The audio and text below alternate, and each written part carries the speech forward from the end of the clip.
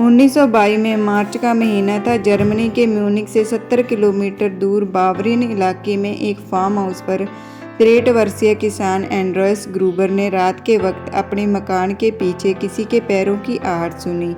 उसने अपनी सोती हुई पत्नी काजला को जगाकर ये बात बताई। वो ध्यान से सुनने लगी, लेकिन उसे कोई आवाज़ नहीं आई। इतने में दूसरे कमरे से जोसेफ, जो उनकी विधवा बेटी विक्टोरिया का बेटा था, उसके रोने की आवाज़ आई। तो काजला ने अपने पति को चुपचाप सोने के लिए कहा, क्योंकि उनकी बातों से बच्चे उठ गए थे और वैसे भी विक्टोरिया की बेटी काजलिया को सुबह जल्दी स्कूल जाना था। काजला की बात मानकर एंड्रोस चुपचाप सो गया। अगले दिन सुबह एंड्रोस ने अपने घर के बाहर एक अखबार पढ़ा देखा, जो उनका नहीं था और किसी और भाषा में था। उसने आसपास पड़ोसियों से पूछा, लेकिन वो अखबार उनमें से किसी का भी नहीं था। एंड्रोस हैरान था। तभी उसकी नज़र अपने मकान के पीछे बर्फ में बने पैरों के निशान पर गई।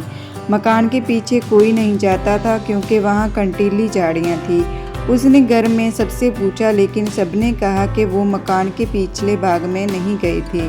तभी उनकी नौकरानी बोली कि इस घर में ज़रूर किसी आत्मा का साया है।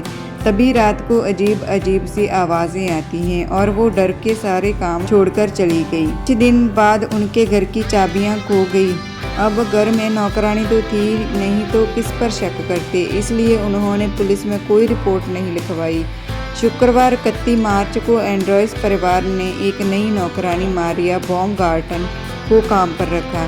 सोमवार को जब डाकिया डाक डालने आया तो उसने देखा कि शनिवार को डाली गई डाक दरवाजे के सामने वैसी की वैसी पड़ी है। उसने पड़ोसियों से पूछा तो उन्होंने बताया कि उन्होंने भी कई दिनों से एंड्रोस के परिवार में से किसी को बाहर निकलते नहीं देखा, और तो और विक्टोरिया की बेटी काजलिया को भी स्कूल जाती नहीं देखा, और ना ही जोसेफ को बाहर खेलते देखा। डाकिये और पड़ोसियों को कुछ शक हुआ और उन्होंने पुलिस को इत्तला कर दी। म्यूनिख पुलिस विभाग ने इंस्पेक्टर जॉर्ज अपनी टीम के साथ मौके पर पहुंचे और उन्होंने घर के साथ बने बाड़े में एंड्रोस, उसकी पत्नी काजला, उनकी बेटी विक्टोरिया और विक्टोरिया की बेटी काजलिया को मरा पाया। पुलिस को लगा कि ये नौकरानी का काम है, लेकिन इंस्पेक्टर जॉर्ज अपनी टीम के साथ जैसे ही घर के अंदर घुसे तो लाश की बदबू आने लगी। उन्होंने देखा कि नई नौकरानी अपने कमरे में मरी पड़ी है। पुलिस को ये देखकर हैरानी हुई कि अपराधियों ने छोटे से मासूम बच्चे जोसेफ, जो अपनी मां की खाट पर सोया हुआ था, उसको भी नहीं छोड़ा और उसे भी मौत के घाट उतार दिया। पुलिस ने लाशों को शनाख्त के लिए भेज दिया। जांच में पता चला कि विक्टोरिया की बेटी काजलिया हमले के काफ़ी समय बाद तक जिंदा थी। उसके बाल पकड़कर उसे घसीटा गया था। इस वजह से उसके कई जगह से बाल उखड़ गए थे। इन सबको किसी धारदार हथियार, शायद कुदाल से मारा गया था, लेकिन पुलिस को कुदाल या कोई नुकीला हथियार बरामद नहीं हुआ।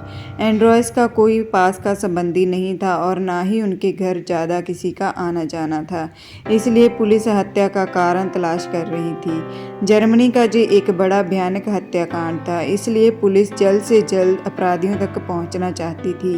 पुलिस ने 100 से ज़्यादा लोगों को हिरासत में लेकर पूछताछ की, लेकिन कोई सबूत हाथ नहीं लगा।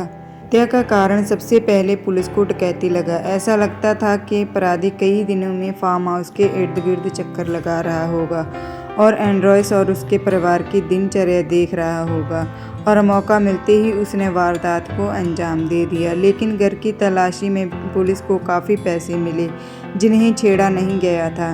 तब पुलिस को हत्या की वजह डकैती नहीं लगी। हत्या ऐसे की गई थी जैसे किसी भी एंड्रोस और उसके परिवार से दुश्मनी हो। शक की सुई विक्टोरिया के मरे हुए पति पर भी उठ रही थी, क्योंकि विक्टोरिया का पति कार्ल गैब्रियल जो फौज में था, और उसकी मौत की पुष्टि तो हुई थी, लेकिन उसकी लाश कभी बरामद नहीं हुई। वैसे भी एंड्रोस के पड़ोसियों का कहना था कि एंड्रोस की मौत के बाद उन्होंने उसके घर में किसी की साया देखी थी और चिमनी से धुआं निकलते देखा था। पुलिस ने जांच की, लेकिन कुछ भी पता नहीं चला। इस केस की खास बात यह है कि इसकी फाइल आज तक बंद नहीं हुई है और वक्त वक्त पर नए सिरे से इसकी जांच होती रहती है। आज भी कई आपराधिक जांच करने वाले छात्र इस केस की जांच करना पसंद करते हैं। हालांकि इतने वक्त बाद सबूत ढूंढना मुश्किल होता है, लेकिन फिर भी छात्रों के लिए ये केस कौतूहल का विषय है। एंड्रोस के फार्म हाउस को अब एक समाधि स्थल बना दिया गया है।